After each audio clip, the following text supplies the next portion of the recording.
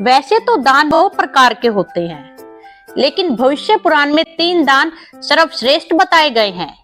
9 प्रकार के दान हैं: अन्नदान, कन्यादान, गोदान, गोरस दान, स्वर्ण दान, भूमि दान, विद्यादान, अभय दान और सत्संग दान। जो 3 प्रकार के दान सर्वश्रेष्ठ हैं वह हैं गोदान, भूमि दान और विद्यादान। ऋग्वेद में ज्ञान दान को सर्वश्रेष्ठ माना गया है, क्योंकि जो ज्ञान का दान है इसे ना तो कोई चुरा सकता है और ना इसे कोई नष्ट कर सकता है। ज्ञान को जितना बांटा जाए यह बढ़ता ही जाते हैं। अब जानते हैं दान की महिमा और दान की पात्रता, कि दान किस पात्र को देना चाहिए।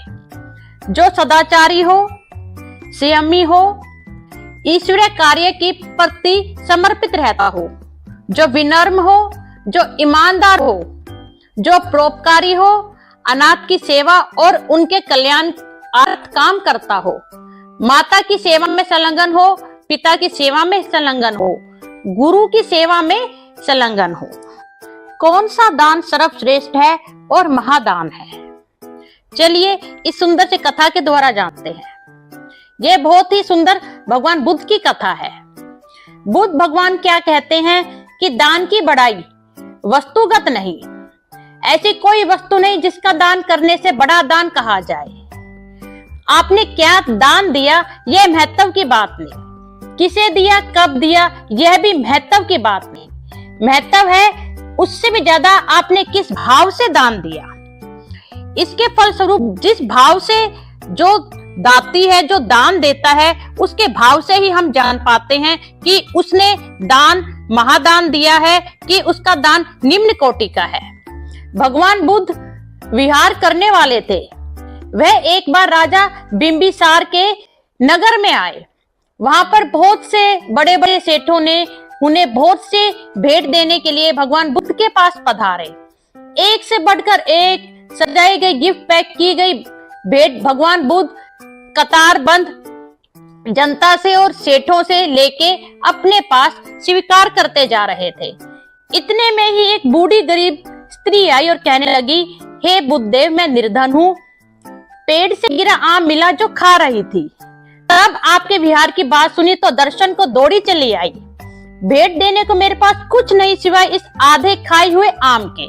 बुद्ध भगवान ने आसन से उठकर नीचे आकर दोनों हाथ फैलाकर दान स्वरूप उस वृद्ध महिला का आम स्वीकार किया।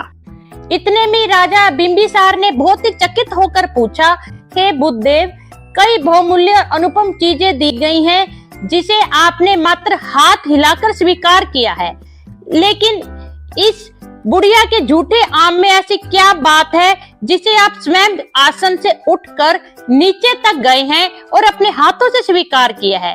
भगवान बुद्ध ने बहुत ही सुंदर उत्तर दिया। भगवान बुद्ध मुस्कुराते हुए बोले, एक तो उसने अपना सर्वस्व दान किया और आप सबने अपनी संपत्ति का कुछ अंश ही, दूसरा आपने जो दिया उसके साथ अहंकार का भाव भी आपके चेहरे पर है, परंतु उस बुढ़िया के चेहरे पर मेरे प्रति श्रद्धा और करुणा के साथ नम्रता भी दिख रही है। जो उस बूढ़ी मैया के पास जो भी था उसने वही सब कुछ मुझे दान में दे दिया, इसलिए इन बूढ़ी माई का जो दान है वह सर्वश्रेष्ठ दान है। कथा का सार यह है कि सबसे बड़ा दान वो नहीं होता जो अहंकार के साथ या दिखावे के लिए किया जाए, बल्कि वह होता है जो सच्ची श्रद्धा और भाव के साथ किया जाए।